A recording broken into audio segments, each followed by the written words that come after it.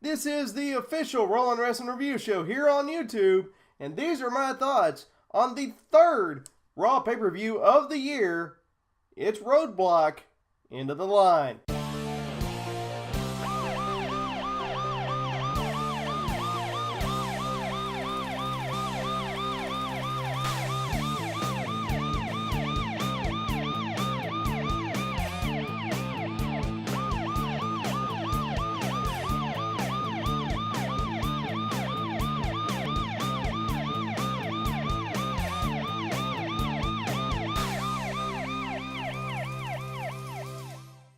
What's up, everybody? My name, as always, is Brandon Duchair Craven, and this is the official Rollin' Wrestling Review of WWE Roadblock, End of the Line.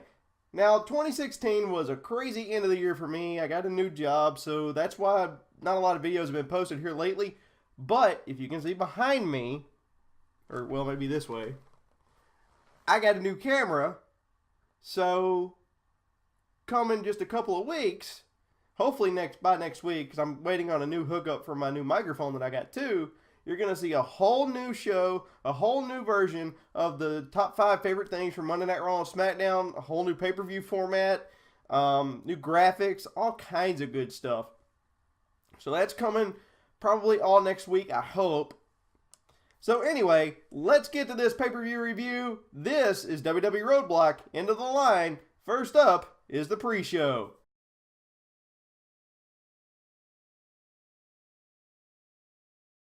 The only match on the pre-show was finally an actual singles match between Big Cass with Enzo at ringside versus Rusev with Lana at ringside. It was a really, really good, hard-hitting match. Rusev won by countout. Really wasn't much to say about it, though. Overall, 2 out of 5 stars. Now, let's look at the main card.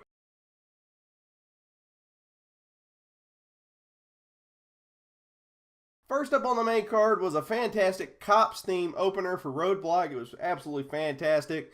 First up, for the WWE Raw Tag Team titles, The New Day, Kofi and Big E versus Sheamus and Cesaro. Absolutely fantastic match. The New Day used many heel tactics to try and keep the titles. Cesaro and Sheamus were absolutely just dominant throughout, and they absolutely brought it. After a weird turn of events where Cesaro feigned a tag to Sheamus, allowing Sheamus to get the win, we have new tag team champions in Sheamus and Cesaro. Overall, even though I'm not happy with the way the outcome was, it was a great opening matchup, 4 out of 5 stars. Next up is Sami Zayn versus Braun Strowman, where Zayn must last 10 minutes with Braun Strowman in order to win the match. Zayn basically took a beating during this match.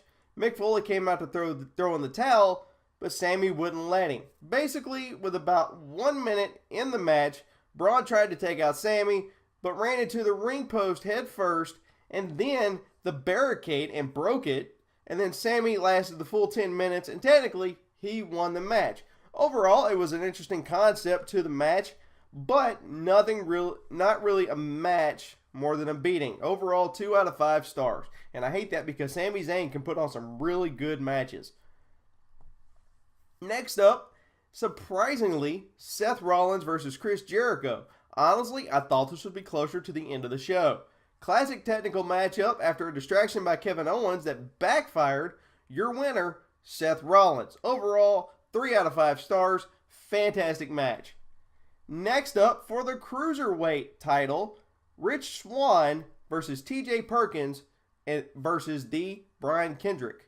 On commentary, the greatest man that ever lived, Austin Aries. He also does commentary for 205 Live, which is their Cruiserweight show on the WWE Network. He is currently out on the injured list with a severe eye injury. He ended up having to have surgery on his eye, and it was bad. I saw the video clip of it. It was horrible.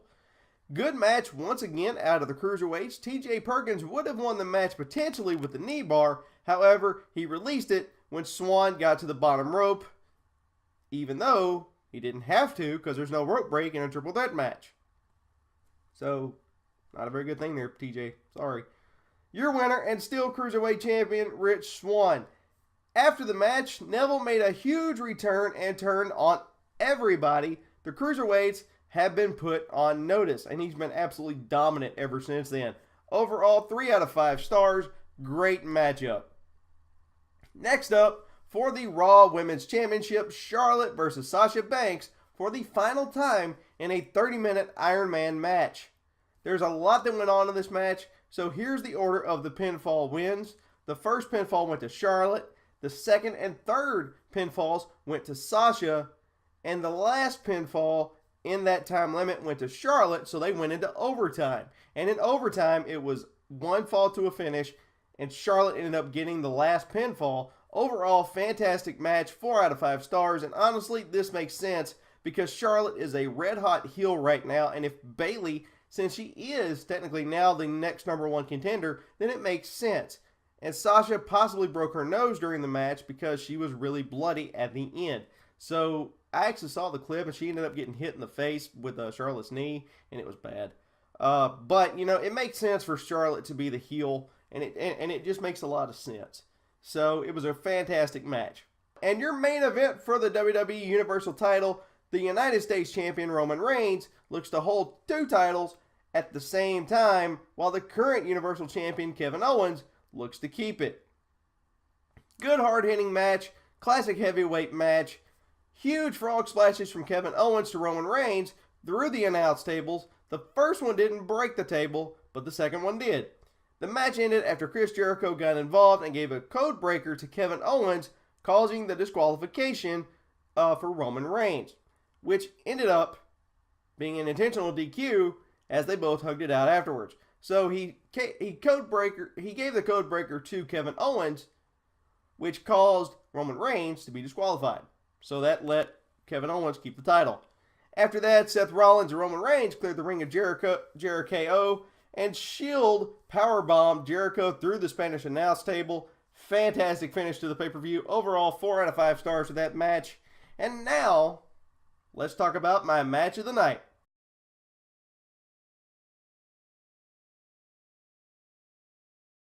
My match of the night has to go to the Women's Championship match. It was truly the end of an era.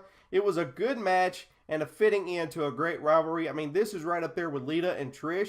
It was a fantastic rivalry. Overall, I'm going to give this pay-per-view a very solid 4 out of 5 stars. Now, that's going to do it for my review of WWE Roadblock End of the Line. Let me know what you thought of this pay-per-view in the comments below. Check back later on because I'm telling you, coming up here, probably next week, we'll be starting a brand new year of the Monday Night Raw Top 5 and the SmackDown Live Top 5. Plus, I've still got to get out the last 2 episodes of my Batman Telltale series game, episodes 4 and 5. I got to get those out as soon as possible. Plus, I got another Loot Crate box over here from WWE Loot Crate.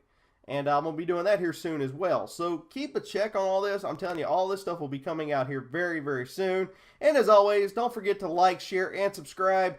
God bless you. I'm down for the 3 count. 1, 2, 3. My name is Brandon Dude Craven. See you next time right here on the Rollin' Wrestling Review YouTube channel. Dude, out.